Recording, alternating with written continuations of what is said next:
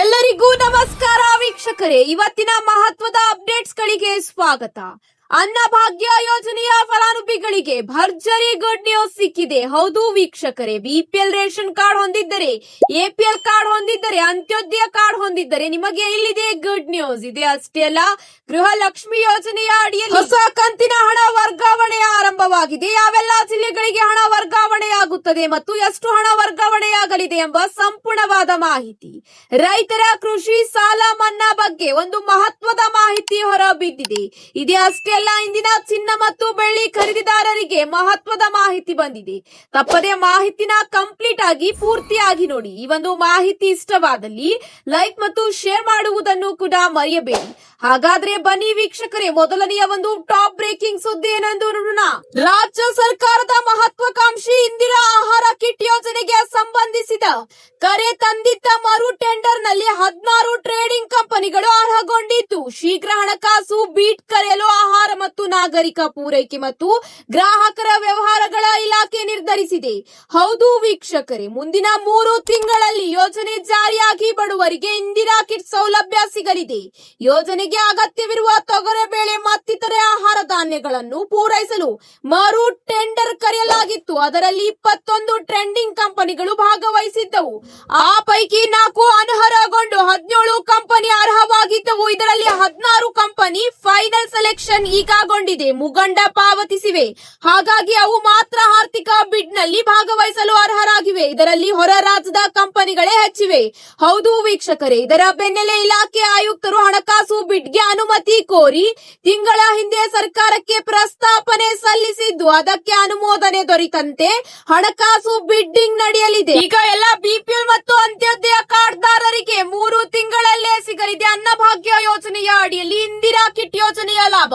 ಹೌದು ವೀಕ್ಷಕರೇ, ಕೊನೆಗೂ ಈಗ ಇಂದಿರಾ ಕಿಟ್ ಯೋಜನೆಯ ವಿತರಿಸುವ ಬಹುತೇಕ ಸಾಧ್ಯತೆ ಇದೆ. 3 ತಿಂಗಳಲ್ಲೇ ಈ ಒಂದು ಇಂದಿರಾ ಕಿಟ್ ಯೋಜನೆಯ ಭಾಗ್ಯ ಬಡವರಿಗೆ ಸಿಗಲಿದೆ. ಹೌದು ವೀಕ್ಷಕರೇ, 5 ಕೆಜಿ ಅಕ್ಕಿಯ ಬದಲಾಗಿ ತೊಗರಿಬೇಳೆ, ಅಡುಗೆ ಎಣ್ಣೆ, ಉಪ್ಪು ಮತ್ತು ಸಕ್ಕರೆ ಒಳಗೊಂಡ ಇಂದಿರಾ ಕಿಟ್ ಸಿಗಲಿದೆ. ಇದರ ಜೊತೆಗೆ ಮುಂದಿನ ಒಂದು ಅಪ್ಡೇಟ್ ಏನೆಂದು ನೋಡೋಣ ಬನ್ನಿ ವೀಕ್ಷಕರೇ. ಪಡಿತರ ಚೀಟಿದಾರರಿಗೆ ಈಗ ಒಂದು ಮಹತ್ವದ ಮಾಹಿತಿ ಬಂದಿದೆ. ಹೌದು ವೀಕ್ಷಕರೇ, ಪಡಿತರ ಚೀಟಿದಾರರಿಗೆ ಈಗ ಅಕ್ಕಿಯ ಜೊತೆಗೆ ಜೋಳ ಕೂಡ ವಿತರಣೆ ಮಾಡಲಾಗುತ್ತಿದೆ. ಹೌದು ಸ್ನೇಹಿತರೆ, ಎಪಿಎಲ್ ಮತ್ತು ಬಿಪಿಎಲ್ ಕಾರ್ಡ್ ಸೇರಿದಂತೆ ಅಂತ್ಯೋದಯ ಕಾರ್ಡ್ದಾರರಿಗೆ ಈ ಒಂದು ಲಾಭ ಸಿಗಲಿದೆ.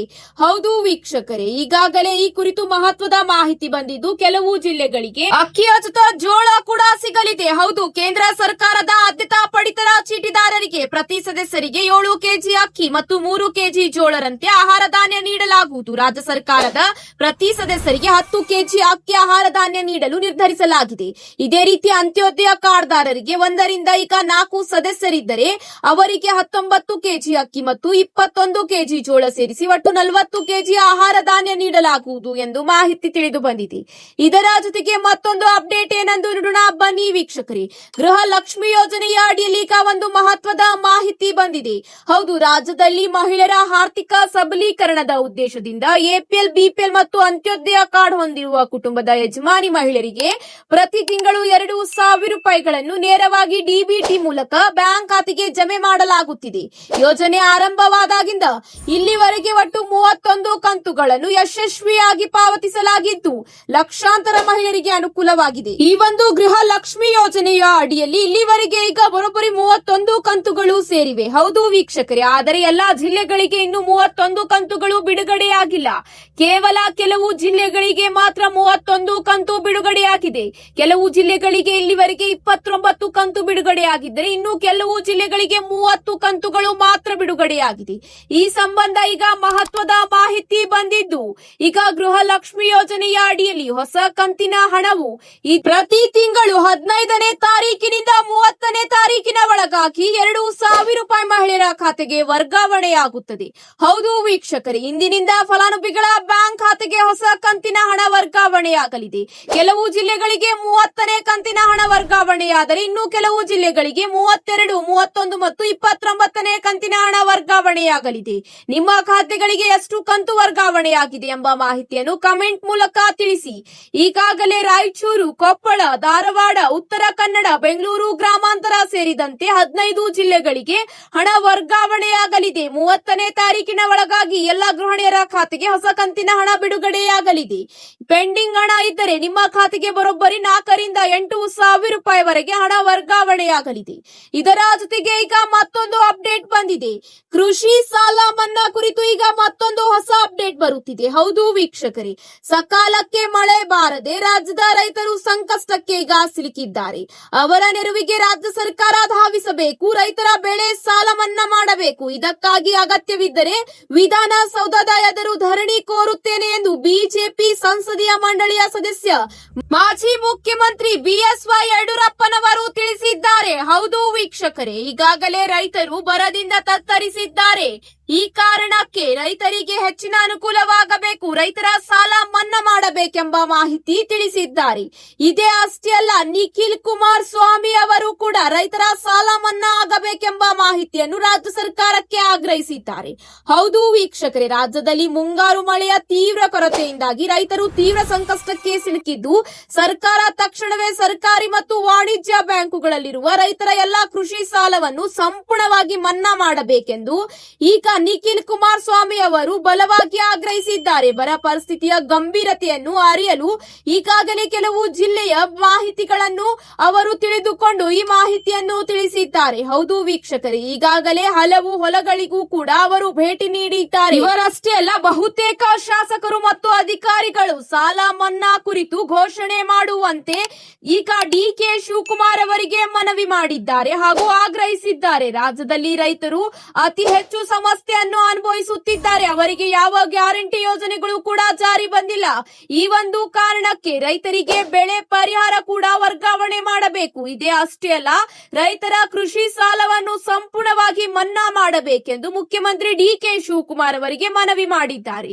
ಈ ಕುರಿತು ಡಿಕೆ ಶಿವಕುಮಾರ್ ಅವರು ಪ್ರತಿಕ್ರಿಯೆ ನೀಡಿದ್ದಾರೆ. ಹೌದು ವೀಕ್ಷಕರೇ, ಆದಷ್ಟು ಬೇಗ ಎಲ್ಲಾ ಮಾಹಿತಿಗಳನ್ನು ಸಂಗ್ರಹಿಸಿ ವಿಚಾರಗೊಳಿಸಿ ರೈತರ ಸಾಲ ಮನ್ನಾ ಕುರಿತು ಹೆಚ್ಚಿನ ಒಂದು ನಿರ್ಧಾರ ತೆಗೆದುಕೊಳ್ಳಲಾಗುವುದು ಎಂಬ ಮಾಹಿತಿಯನ್ನು ಡಿಕೆ ಶಿವಕುಮಾರ್ ಅವರು ತಿಳಿಸಿದ್ದಾರೆ. ಇದರ ಜೊತೆಗೆ ಇಂದಿನ ಚಿನ್ನ ಮತ್ತು ಬೆಳ್ಳಿ ದರದ ಸಂಪೂರ್ಣವಾದ ಮಾಹಿತಿ ನೋಡೋಣ ಬನ್ನಿ ವೀಕ್ಷಕರೇ. ಬೆಂಗಳೂರಿನಲ್ಲಿ ಇಂದು ಚಿನ್ನ ಮತ್ತು ಬೆಳ್ಳಿ ದರ ಎಷ್ಟಿದೆ ಎಂಬ ಮಾಹಿತಿ ನೋಡೋಣ. 24 ಕ್ಯಾರೆಟ್ ನ 1 ಗ್ರಾಂ ಚಿನ್ನದ ಬೆಲೆ 14,357 ರೂಪಾಯಿ ದಾಖಲಾತಿಯಾಗಿದ್ದರೆ 22 ಕ್ಯಾರೆಟ್ ನ 1 ಗ್ರಾಂ ಚಿನ್ನದ ಬೆಲೆ 13,160 ರೂಪಾಯಿ ದಾಖಲಾತಿಯಾಗಿದೆ. ಇದೇ ರೀತಿ ಬೆಳ್ಳಿಯ ಬೆಲೆ 1 ಗ್ರಾಂಗೆ 235 ರೂಪಾಯಿ ಎಂದು ದಾಖಲಾತಿಯಾಗಿದೆ. ಇದೇ ರೀತಿ ಭಾರತದಲ್ಲಿ ಇಂದು ಚಿನ್ನ ಮತ್ತು ಬೆಳ್ಳಿ ದರದ ಸಂಪೂರ್ಣವಾದ ಮಾಹಿತಿ ನೋಡುವುದಾದರೆ 24 ಕ್ಯಾರೆಟ್ ನ 1 ಗ್ರಾಂ ಚಿನ್ನದ ಬೆಲೆ 14,357 ರೂಪಾಯಿ ಆಗಿದ್ದರೆ 22 ಕ್ಯಾರೆಟ್ ನ 1 ಗ್ರಾಂ ಚಿನ್ನದ ಬೆಲೆ 13,160 ರೂಪಾಯಿ ದಾಖಲಾತಿಯಾಗಿದೆ. ಬೆಳ್ಳಿಯ ಬೆಲೆ 1 ಗ್ರಾಂಗೆ 235 ರೂಪಾಯಿ ದಾಖಲಾತಿಯಾಗಿದೆ.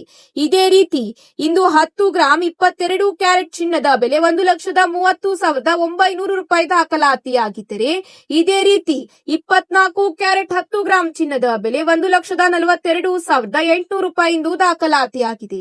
ಇಂದು ಬಂಗಾರದಲ್ಲಿ ಸ್ವಲ್ಪ ಏರಿಕೆಯಾಗಿದ್ದರೆ ಬೆಳ್ಳಿ ದರ ಯಥಾಸ್ಥಿತಿಯಲ್ಲಿದೆ. ಹಾಗಾದರೆ ವಿವಿಧ ನಗರಗಳಲ್ಲಿ 22 ಕ್ಯಾರೆಟ್ ನ ಚಿನ್ನದ ಬೆಲೆ ಎಷ್ಟಿದೆ 1 ಗ್ರಾಂಗೆ ಎಂದು ನೋಡೋಣ. ಬೆಂಗಳೂರಿನಲ್ಲಿ 13,160 ರೂಪಾಯಿ ಎಂದು ದಾಖಲಾತಿಯಾಗಿದ್ದರೆ ಚೆನ್ನೈನಲ್ಲಿ 13,180 ರೂಪಾಯಿ ದಾಖಲಾತಿಯಾಗಿದೆ. ಇದೇ ರೀತಿ ದೆಹಲಿ, ಜೈಪುರ್, ಲಕ್ನೋನಲ್ಲಿ 13,195 ರೂಪಾಯಿ ದಾಖಲಾತಿಯಾಗಿದೆ. ಕೋಲ್ಕತ್ತಾ ಮತ್ತು ಕೇರಳದಲ್ಲಿ 13,160 ರೂಪಾಯಿ ಎಂದು ದಾಖಲಾತಿಯಾಗಿದೆ. ಇದೇ ರೀತಿ ವಿದೇಶಗಳಲ್ಲೂ ಕೂಡ ಬೆಳ್ಳಿಯ ದರ ಮತ್ತು ಬಂಗಾರದ ದರ ಇಂದು ಸ್ವಲ್ಪ ಏರಿಕೆಯಾಗಿದೆ. ಇದರ ಜೊತೆಗೆ ಈಗ ವಿವಿಧ ನಗರಗಳಲ್ಲಿ ಬೆಳ್ಳಿಯ ದರ 1 ಕೆಜಿಗೆ ಎಷ್ಟಿದೆ ಎಂಬ ಮಾಹಿತಿ ನೋಡೋಣ ಬನ್ನಿ ವೀಕ್ಷಕರೇ. ಬೆಂಗಳೂರಿನಲ್ಲಿ 1 ಕೆಜಿ ಬೆಳ್ಳಿಯ ದರ 2,35,000 ರೂಪಾಯಿ ಎಂದು ದಾಖಲಾತಿಯಾಗಿದ್ದರೆ ಚೆನ್ನೈನಲ್ಲಿ 2,40,000 ರೂಪಾಯಿ ಎಂದು ದಾಖಲಾತಿಯಾಗಿದೆ. ಇದೇ ರೀತಿ ಮುಂಬೈ, ದೆಹಲಿ, ಕೋಲ್ಕತ್ತಾ ಕಲ್ಕತ್ತಾದಲ್ಲಿ 1 ಕೆಜಿ ಬೆಳ್ಳಿಯ ದರ 2,35,000 ರೂಪಾಯಿ ದಾಖಲಾತಿಯಾಗಿದೆ. ಕೇರಳ ಭುವನೇಶ್ವರದಲ್ಲಿ 2,40,000 ರೂಪಾಯಿ ಎಂದು ದಾಖಲಾತಿಯಾಗಿದ್ದರೆ ಅಹಮದಾಬಾದ್, ಜೈಪುರ್, ಲಕ್ನೋ ಮತ್ತು ಪುಣೆಯಲ್ಲಿ 1 ಕೆಜಿ ಬೆಳ್ಳಿಯ ದರ 2,35,000 ರೂಪಾಯಿ ಎಂದು ದಾಖಲಾತಿಯಾಗಿದೆ. ಹೌದು ವೀಕ್ಷಕರೇ, ಸತತ 3 ದಿನಗಳಿಂದ ಯಥಾಸ್ಥಿತಿಯಲ್ಲಿದೆ ಬೆಳ್ಳಿಯ ದರ. ಇದೇ ಅಷ್ಟೇ ಅಲ್ಲ, ದಿನದಿಂದ ದಿನಕ್ಕೆ ಚಿನ್ನ ಮತ್ತು ಬೆಳ್ಳಿ ದರ ಇಳಿಕೆ ಕಾಣುತ್ತಿದೆ ಹಾಗೂ ಸ್ವಲ್ಪ ಏರಿಕೆಯಾಗಿದೆ. ಇದರಿಂದ ಖರೀದಿದಾರರಿಗೆ ಇದು ಒಳ್ಳೆಯ ಸಮಯವಾಗಿದ್ದು, ಖರೀದಿ ಮಾಡುವವರಿಗೆ ಈಗ ಭರ್ಜರಿ ಗುಡ್ ನ್ಯೂಸ್ ಎಂದೇ ಹೇಳಬಹುದಾಗಿದೆ. ಇದೇ ರೀತಿ ನಿಮ್ಮ ನಗರದಲ್ಲಿ 22 ಕ್ಯಾರೆಟ್ನ 1 ಗ್ರಾಂ ಚಿನ್ನದ ದರ ಎಷ್ಟಿದೆ ಎಂದು ಕಮೆಂಟ್ ಮೂಲಕ ತಿಳಿಸಿ. ಮತ್ತೆ ಸಿಗೋಣ ಹೊಸ ಅಪ್ಡೇಟ್ ಜೊತೆಗೆ. ಮಾಹಿತಿ ಇಷ್ಟವಾದಲ್ಲಿ ಲೈಕ್ ಮಾಡಿ ಹಾಗೂ ನಿಮ್ಮ ಎಲ್ಲಾ ಸ್ನೇಹಿತರ ಜೊತೆಗೆ ತಪ್ಪದೇ ಮಾಹಿತಿನ ಶೇರ್ ಮಾಡಿಕೊಳ್ಳಿ. ಮತ್ತೆ ಸಿಗೋಣ ಹೊಸ ಅಪ್ಡೇಟ್ ಜೊತೆಗೆ. ಧನ್ಯವಾದಗಳು.